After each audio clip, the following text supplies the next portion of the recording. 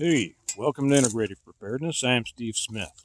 I want to talk for just a couple of minutes about choosing location, primary or alternate location. You know, a lot of people talk about bug out location and all that. Um, I don't really talk about bug out location. I'm not saying that it's not important.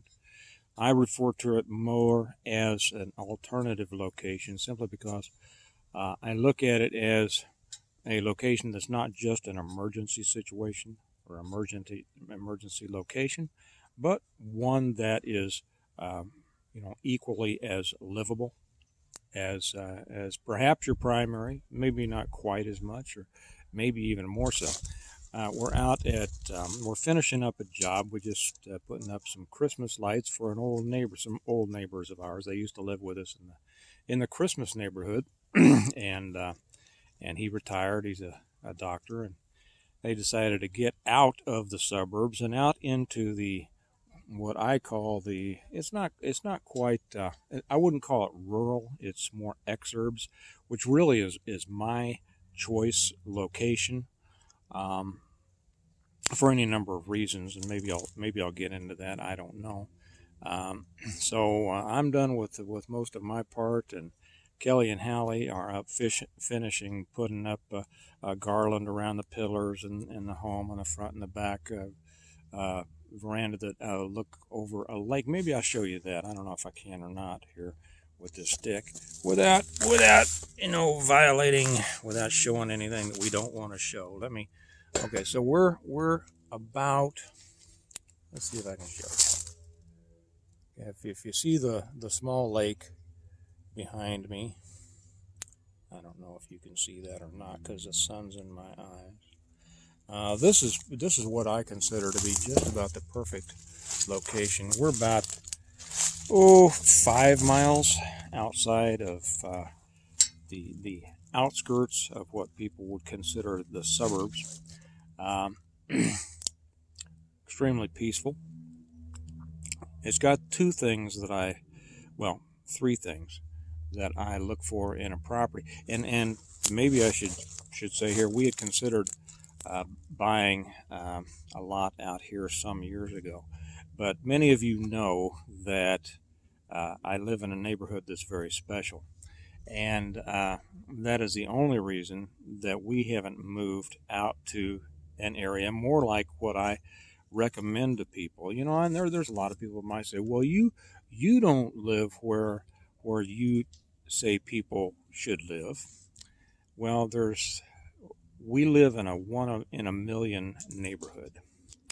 It's a neighborhood that I don't want to take the kids out of until they're a little bit younger, and we've agreed that we won't. And for those of you who know, we live in a Christmas neighborhood that it's one of those that people come from all over the city. It's the number one voted Christmas neighborhood in the city forever. And maybe I'll do a little video on that, maybe put it over on Patreon to show you the neighborhood, but it really is special. And because, I think how many kids get an opportunity to grow up in a neighborhood like that? I'm just not going to pull them out of it for a few more years, as much as we would like to. And we would like to move out here. And probably someday definitely someday in the next few years, we'll either move out somewhere around here or someplace like it. Anyway, that's kind of getting far afield from the point here. Uh, the things that I look for and that I recommend that people look for when they're choosing either a primary location, because it's best if you live there all the time, or a secondary location, an alternative location if you want to stay in the suburbs, are several things. First off, you want to be remote, but not too remote. You want to be outside. You can still hear the airplanes. Uh, you want to be outside that suburban ring. You want to be well outside.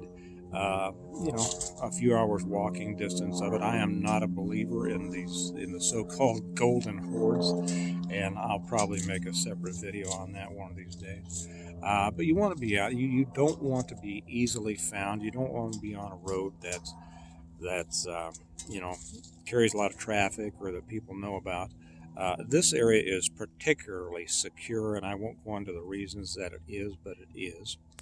Um, So you want to be outside there, not too far. I don't recommend that people move way out into the sticks.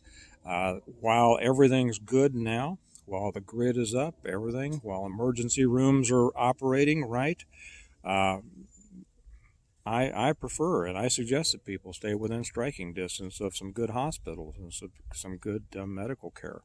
You have an accident out in the sticks, uh, and a lot of things can turn fatal that wouldn't have turned fatal had you been closer to medical attention.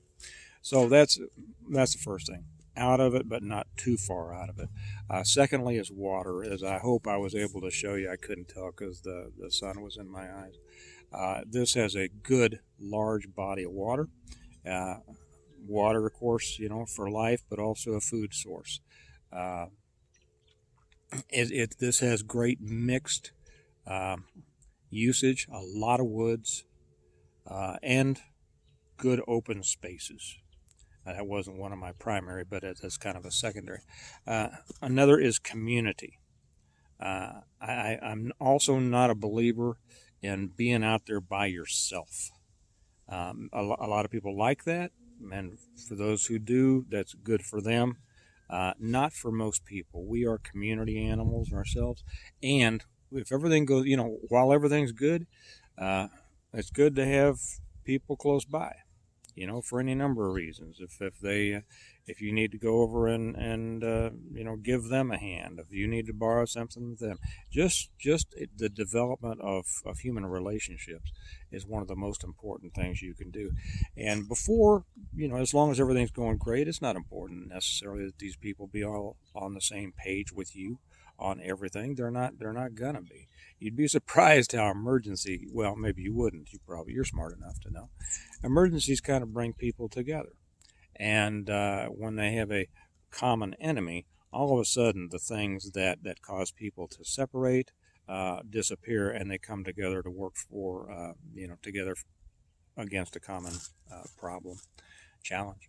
Um, that gets into leadership that I've already done one a long time ago. I'm going to do another one on real versus superficial leadership. I think a lot of people get caught up in that and misunderstand that. A good water source, separated community, people within striking distance. Not doesn't mean you can throw a rock and hit their house. Most of them around here, most of these lots out here are 5 to 10 acres. Most of them, now I can see a house over on the hill over there. I can see two actually, but you can't look right and left and see any neighbors. You're in your own little world, but you have people around if you need them, and in bad situations, you do need people. And how you come together with that is its own dynamic, and it depends on the people involved in it. I don't know if there's anything else I was gonna. Oh yeah, if you got a glimpse, I don't know if you saw the houses around here. They are pricey. That's not the point. You don't have to have a lot of money. There are little communities, little lakes like this all over the place. You can get them for reasonable to as much as you want to spend. And to be honest, the people aren't that different. A lot of people will come out here and think that these people are just a bunch of rich folks and they don't know anything and they're snotty and they're arrogant. And, well, no, they're not. They're none of those things. They're not stupid and they're not snotty and they're not arrogant. And they're just as nice as could be, just as nice as people from any other socioeconomic level. And then you're probably going to get an ass in there somewhere, just like you would in any other economic level. So it's not about the money. It's about being in the right location, being around some people, having a good water source, being outside of the immediate danger ring, and in a place that you can. When you come out, I was talking to him earlier, and I remember years ago. Now he's retired, but he was a physician. And I remember the last party that I saw him at, and he told me about after they've moved out here. He said he could just feel when he got on the road, as soon as he got outside, that suburban ring.